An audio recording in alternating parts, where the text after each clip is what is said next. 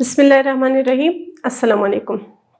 आज हम स्टार्ट करेंगे लेक्चर नंबर 75। ये हमारा लास्ट लेक्चर है। पिछले कुछ लेक्चर्स में हमने लेबॉर्ट्री के rules, instructions, precautions, safety measures और कौन कौन से हम अपरेटस या इंस्ट्रूमेंट्स यूज़ करते हैं उस बारे में बात की थी। आज लास्ट लेक्चर में हम ये बात करेंगे कि लेबॉर्ट्री में फ़र्स्ट एड का क्या रोल है।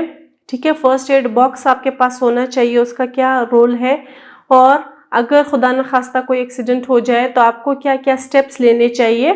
तो स्टार्ट करते हैं लेबॉर्ट्री फर्स्ट एड से।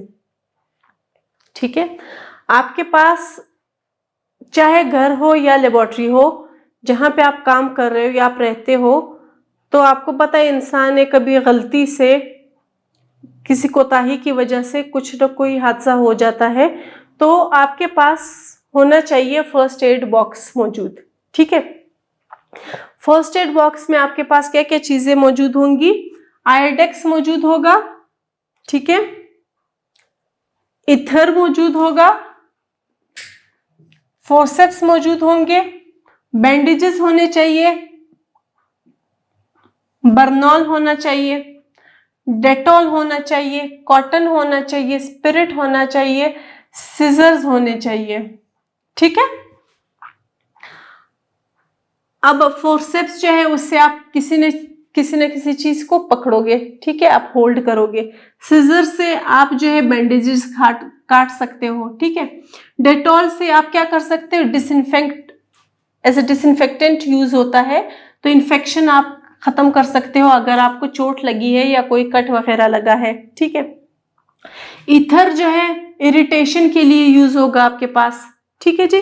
स्पिरिट जो है वो अगेन कट्स या कोई ब्रूज वगैरह हो उसको करने के लिए हील करने के लिए यूज होगा। बर्नॉल किस लिए यूज होगा, अगर आपका हाथ वगैरह कुछ जल गया है तो उस पे आपने फौरन से क्या लगा देना है, बर्नॉल लगा देना है। तो इन सारी चीजों का कुछ न कुछ यूज होगा। कॉटन, आपको कट लगा है, आपको खून निकल रहा है, तो आप उसको साफ कर सकते हो। ठीक है,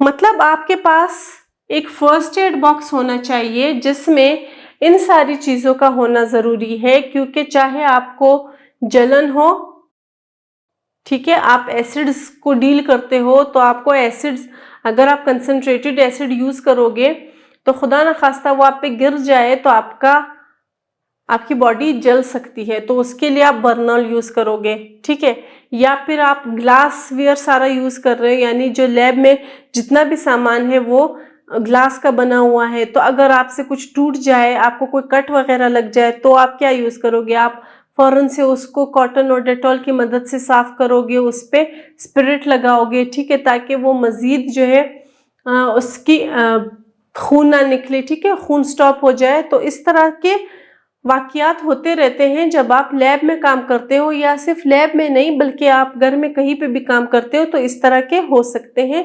इसलिए आपके पास फर्स्ट एड बॉक्स का होना जरूरी है। अब हम ये देख लेते हैं कि कब कब क्या क्या होने की सूरत में क्या ट्रीटमेंट किया जाए या क्या मेजर लिया जाए। सबसे पहली बात है कि अगर आपकी आंख में कुछ चला जाए, यानी आप केमिकल्स के साथ काम कर रहे हो और अचानक से आपकी आंख में केमिकल चला जाए, तो आप क्या करोगे। सबसे पहले तो आप आंख को अच्छे खासे पानी से, ठंडे पानी से बार बार धोगे। ठीक है, जब आप उसको पानी से धो लोगे तब आप क्या करोगे कि आप आंख में ग्लिसरीन डालोगे। ठीक है, पहले आपने उस केमिकल के असर को जाया किया, किसकी मदद से, पानी की मदद से, उसको बहुत ज्यादा पानी से धो के, उसके बाद फिर आपने वापस उसी आंख में क्या डाल दिया, ग्लिसरीन डाल दिया। तो ये ऐसे हो जाएगा जैसे आपके पास आई ड्रॉप्स मौजूद हो। ठीक है, उससे क्या होगा कि जो भी केमिकल आपकी आंख में गया है उसका असर जो है वो जायल हो जाएगा। ठीक है जी। अच्छा जी, फिर हम क्या कहते हैं कि अगर एसिड जो है वो आपकी आंख में चला जाए, ठीक है, अगर एसिड आपकी आंख में चला जाए, यहाँ पे तो केमिकल स्पेसिफाइड नहीं था, यहाँ पे अब हमने केमिकल स्पेसिफाई कर दिया कि अगर एसिड का ड्रॉप चला जाए आपकी आंख में, ये एकदम से ऐसे कतरा चला जाए, तब क्या करना है? तो तब अगेन आपने क्या करना है कि पहले तो आंख को अच्छी तरह से साफ करना है, पानी से धोना है, ठीक है। उसके बाद आपने क्या करना है कि आपने 2% सोल्यूशन लेना है, किसका? सोडियम बाइकार्बोनेट का। आपने 2% सोडियम बाइकार्बोनेट का सोल्यूशन बनाना है और उस सोल्यूशन को जब आंख सूख जाए तो तब उसको आपने क्या करना है, ये सोल्यूशन उसमें डालना है, ठीक है। तो अगर यहां से काम नहीं हो रहा, फिर आपने इसको धोना है, आपने 2% सोडियम कार्बोनेट का सोल्यूशन बनाना है और उसको यूज करना है, और उसको यूज करने के बाद आपने अपनी आंख को ड्राई कर देना है और कपड़े से उसको साफ कर देना है, ठीक हो गया। नेक्स्ट हमारे पास है कि अगर आपने एक्सक्यूज मी,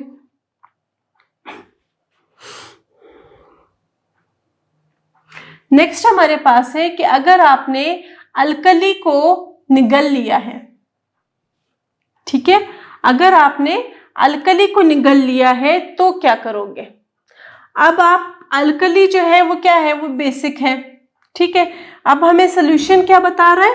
विनेगर का सोल्यूशन बता रहा है कि डाइल्यूट विनेगर आप यूज करोगे तो तब जो है आपका मसला हल हो जाएगा। यानी अगर आपने अल्कली निगल लिया है तो आपको डाइल्यूट विनेगर सोल्यूशन भी निगलना होगा। क्यों? क्योंकि ये बेसिक है और ये हमारे पास विनेगर क्या है, ये एसिडिक इन नेचर है ना।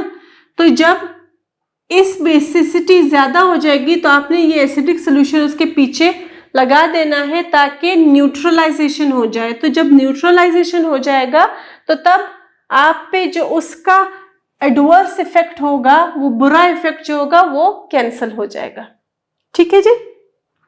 नेक्स्ट हमारे पास है कि अगर जल जाए कुछ तब क्या यूज करना है आपने?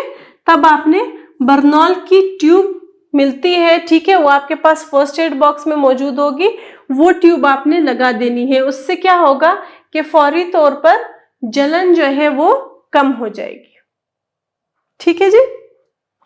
अच्छा जी, नेक्स्ट हम क्या कह रहे हैं कि अगर एसिड के ड्रॉप्स जो है वो गिर जाए कपड़ों पे, अगर एसिड के ड्रॉप्स कपड़ों पे गिर जाए तब आपने क्या करना है?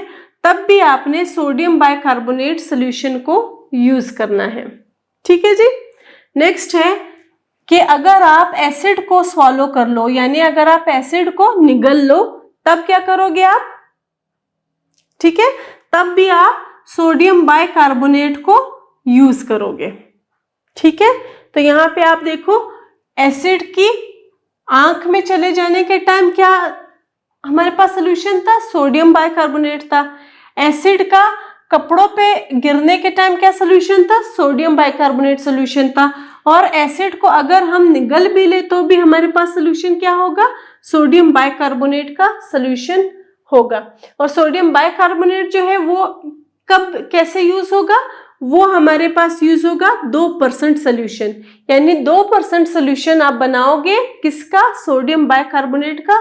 तब जब आप उसको यूज करोगे तो उससे आपके 3 मसले हल होंगे कि एसिड आपके कपड़ों पे गिरा है, एसिड का कांटेक्ट आपकी आई के साथ हुआ है, या फिर एसिड को आपने निगल लिया है, ठीक है जी। अच्छा जी, नेक्स्ट हमारे पास है कि अगर आपने बहुत पॉइजनस गैस, ठीक है, बहुत मुजिर गैस जो है उसको आपने स्मेल कर लिया है, आपने उसको सूंघ लिया है, तब आप क्या करोगे? तब आप बाहर जाओगे, ठीक है, सूंघने के लिए आप ये करोगे कि आप बाहर जाओगे और आप फ्रेश हवा में सांस लोगे, लंबी लंबी सांस लोगे, ताकि जो गैस अंदर गई है आपके नथनों की मदद से, आप उसी को बैलेंस कर लो, किससे? फ्रेश एयर से, साफ एयर से। तो आप जितनी लंबी लंबी सांसें लोगे, लंबी लंबी सांस लेते हुए आप उस बाहर की फ्रेश एयर को अंदर लोगे, इनहेल करोगे, उतना ही इस पॉइजनस गैस का असर जो है वो जाया हो जाएगा, ठीक है जी। बात क्लियर हो गई? तो यहां तक हमारे पास लैब के जितने भी इंस्ट्रक्शंस थे लैब में काम करते वक्त, लैब में आने से पहले और काम करते वक्त अगर कौन सा एक्सीडेंट हो जाए तब तक कि हम लोगों ने सारी बातें डिस्कस कर ली है कि आपके पास एक फर्स्ट एड बॉक्स होना चाहिए जिसमें आपके पास iodine, ether, forceps, bandages, Burnol, ठीक है, डेटॉल, ये सारा कुछ प्रेजेंट होना चाहिए।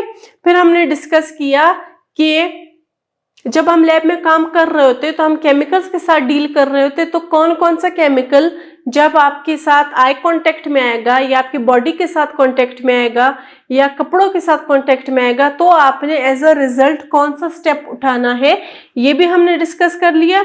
तो आपको पता है जब आप केमिस्ट्री में काम करते हो तो यूजुअली आपके पास या तो एसिड्स होंगे या फिर आपके पास बेसिस होंगे। तो एसिड्स के केस में क्या करना है वो भी हमने मेंशन कर दिया है और बेसिस के केस में क्या करना है वो भी हमने मेंशन कर दिया है। तो आई होप आपको यहाँ तक सब कुछ क्लियर हो गया होगा। Thank you.